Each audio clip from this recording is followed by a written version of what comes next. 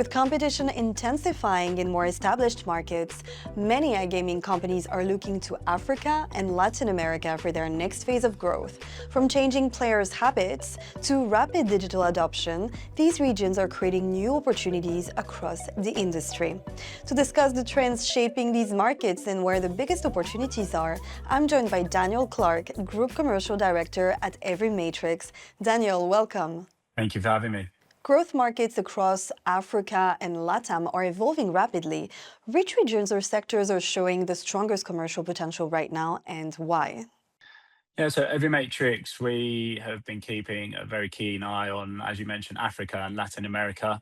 Following the acquisition of FSB, we have really looked to use that as a springboard in Africa and have done a very, very good job of doing so, specifically within South Africa.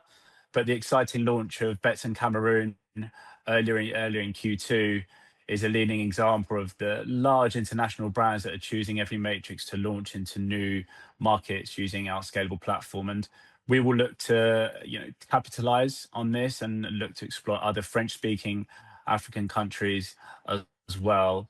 And more broadly, a lot across Africa, we've seen actually the casinos overtaken sports as well, which is something that's really valuable to us as we have one of the largest portfolios of content aggregation across the industry. And we can bring that to brands instantly that are looking to capitalize on that. When we look to Latin America has been a market that we've not really only dipped our toe in, actually. And we took a fresh approach towards the back end of last year, where we now have a localized team based in Latin America.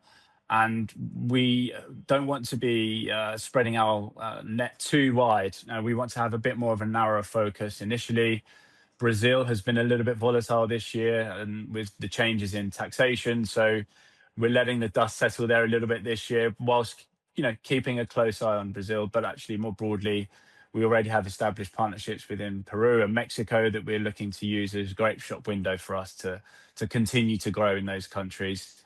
Daniel, can you tell us what are the biggest differences in consumer behavior and market dynamics between established markets and high-growth emerging regions? Yeah, I mean, what we're seeing from our partners in established markets is they are obviously typically more mature and more competitive. Players are familiar typically with multiple operators and are willing to switch brands if they encounter better odds or if they have more relevant content. Faster payments is also a huge carrot to dangle in front of the players and something that they are really looking for in these markets. But we're seeing that in high levels of regulation and compliance, player retention is king. And with the EveryMatrix tools that we have with our Engage suite, we're able to deliver a variety of different ways for our operators to retain their players through loyalty programs and different advanced personalization tools as well. When we look at the more emerging markets, there's a bigger emphasis on customer acquisition and actually educating the player. These markets are predominantly mobile first as well. So having the ability to launch native apps with our technology, as we've seen, it can prove to be very, very successful. And, creating sensitivity to localized content, language, as we've seen with Bets in Cameroon and Africa, but also different sport preferences and player behavior is something that we need to adapt to and have proven that we can become very flexible with in these markets as well. How important is localization when entering growth markets, and what strategies have proven most effective in building trust with local audiences? I think localization is absolutely fundamental to any success within Africa, but also more broadly in the global market. I think you've seen historically that a lot of international brands have tried to venture into these markets, but have failed to be successful because each country has its own regulatory framework, they have their own payment ecosystem, but more importantly, cultural nuances and play behaviors that you don't really grasp unless you have a team on the ground that really understand the challenges that your operators face. So the way that we have scaled and grown the business, we've been able to deliver some customizable UX and UI adaptations, the bonus mechanics that will speak to the local audience. And, I think if you look forward to the future, the winners won't only be those who simply enter the new markets, but those who are really able to localize intelligently and efficiently from day one. Daniel, let's develop a little bit on challenges. What challenges do international brands commonly underestimate when expanding into Africa and Latin America? Yeah, I think history will tell us that, it's not easy to venture into these new markets. And we've seen many international brands attempt to launch and fail.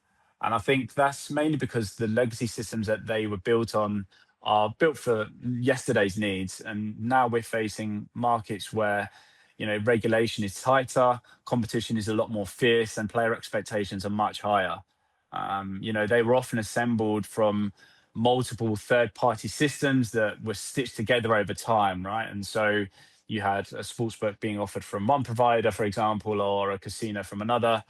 Whereas able to enter these new markets with EveryMatrix, where everything is under one ecosystem, and we also have the experience of scaling very quickly, we're able to give these operators what they need, which is real-time data visibility across their verticals. How can they cross-sell more effectively? But also they have instant localization, right? And they can do that across multiple different regulated markets.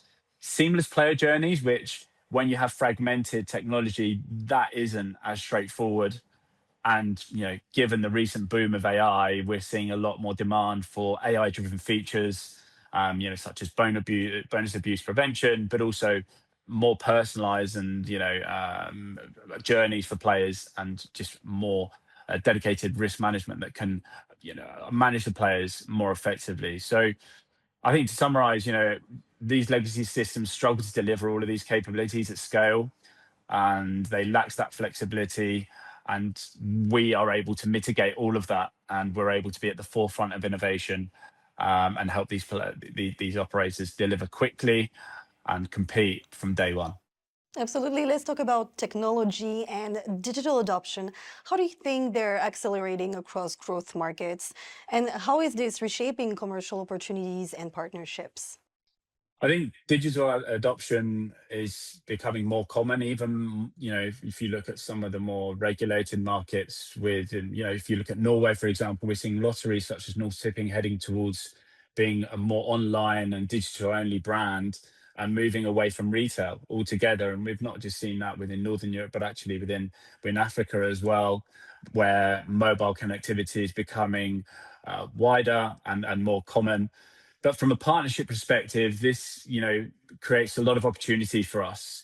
With our existing partners, we can help them scale and grow quite quickly, and that just gives us the opportunity as a shop window to attract new partners and new operators that are looking to do the same thing. And looking to the future, which growth markets do you believe will become globally influential, and what should businesses be doing now to prepare? Let me get my crystal ball out and see if I can get one of these right. I think naturally with our partnership that we announced last year with Sky City, we're extremely excited about New Zealand and that market opening up and becoming more and becoming regulated. But also Finland as well. I think in Northern Europe is going to take the market by storm, in Northern Europe, and we're very excited by that. And lastly, I think we look at on the success that Ontario has recently had, Alberta regulating in July this year. Keeping a very close eye on, and so I think operators should be looking at every matrix to help them enter quickly, with a localized platform that can help them compete and become market leaders in those respective markets. Daniel Clark, you're the Group Commercial Director at EveryMatrix. Thanks again for joining us. Thank you.